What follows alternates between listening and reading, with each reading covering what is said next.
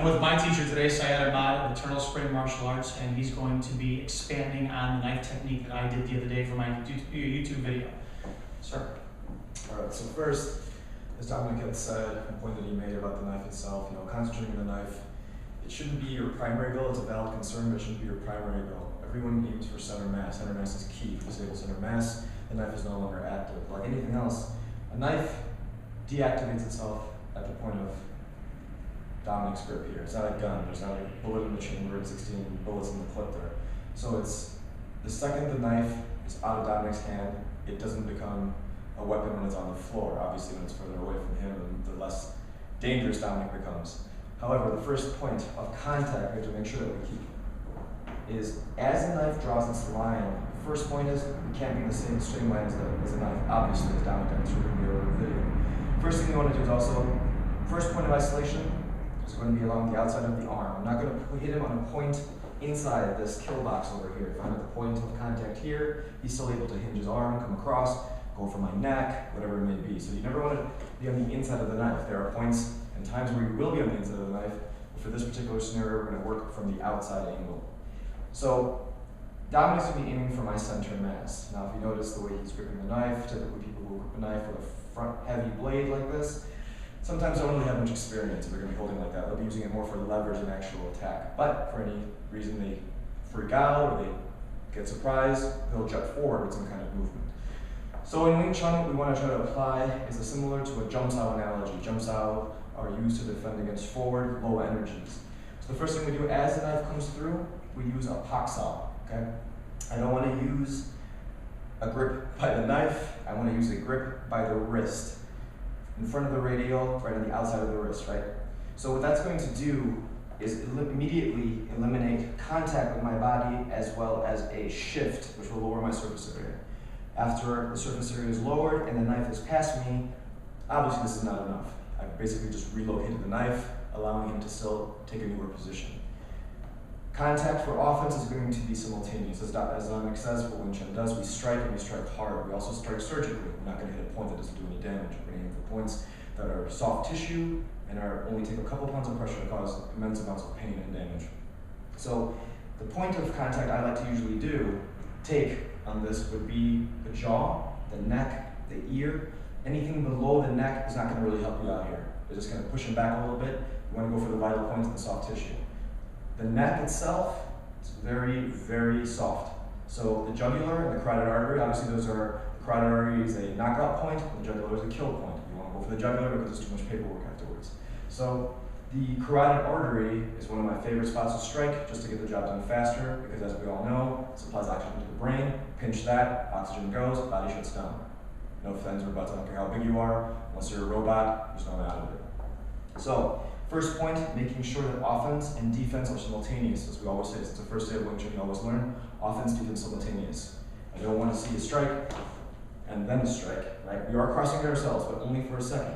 So again, first shot, right to the face, making sure the knife is past that line.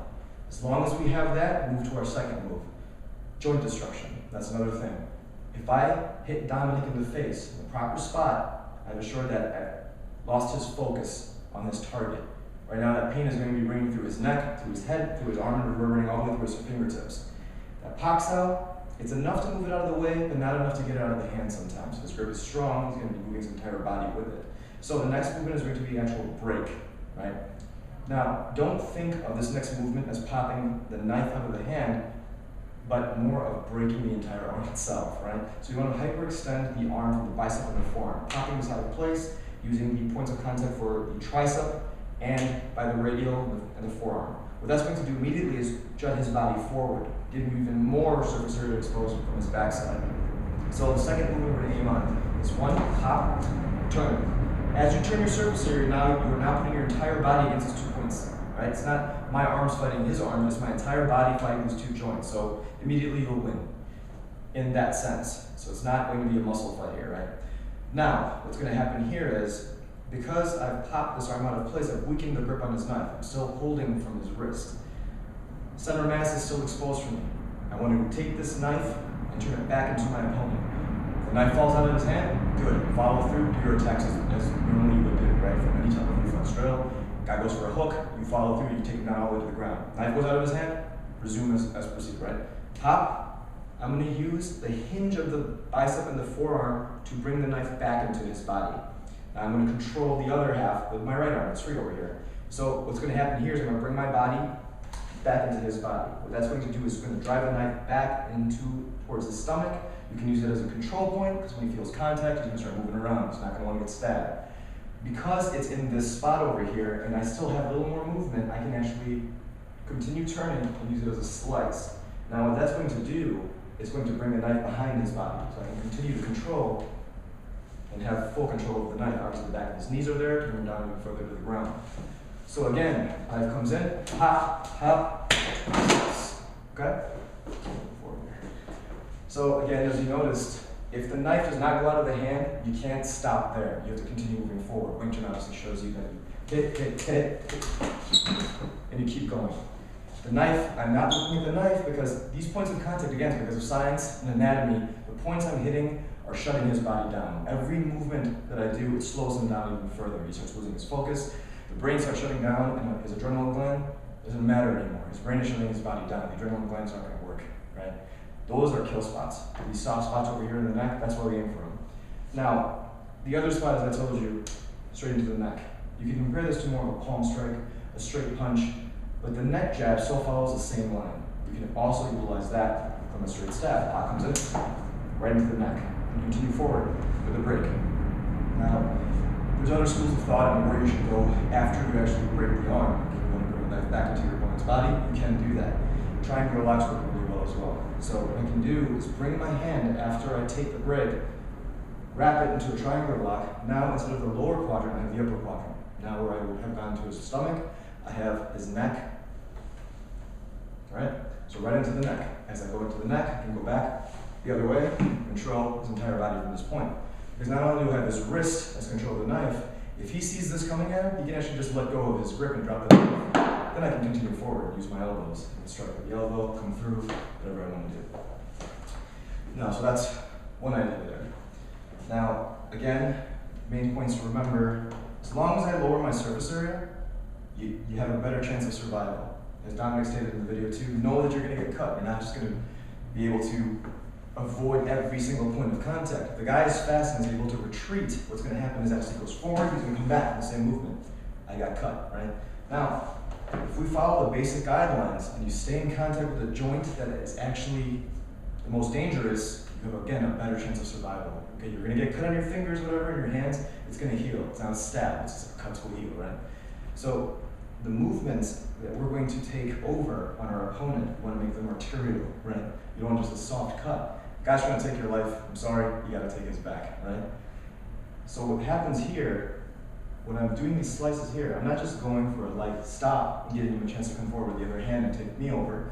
These points are going to make contact. As they make contact, you're going to continue to move and overtake the knife. That's another thing, overtaking the actual weapon itself.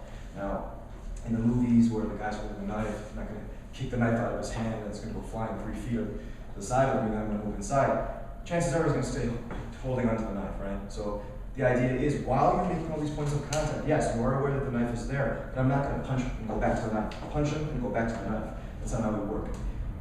Point of contact and driving into the center. We're always treating that line, no matter where we're at, even just though I'm offset, I'm still driving into the center. Every soft point I hit causes damage. That damage is going to loosen his grip on the knife, make him lose his targeting, his focus, make it easier for me to move in and overtake, not just his body position, but the weapon itself. Right? So first movement again, pop, strike, break, slice. Now work on the piston movement, because the piston movement that Wing Chun uses, it utilizes the entire body, not just using my arms. So you can kind of think of it as a door opening, closing, and opening. Comes in, I open the door, open the door, I open the door. Right? So now as I have control over the knife, his grip is also reduced. He went from 100% leverage to almost 10% leverage, and that 10% is easy to break. I just put a little pressure forward, and I have the knife, and I also have the back of his wrist. I can slice. All right, let's take a break on that one.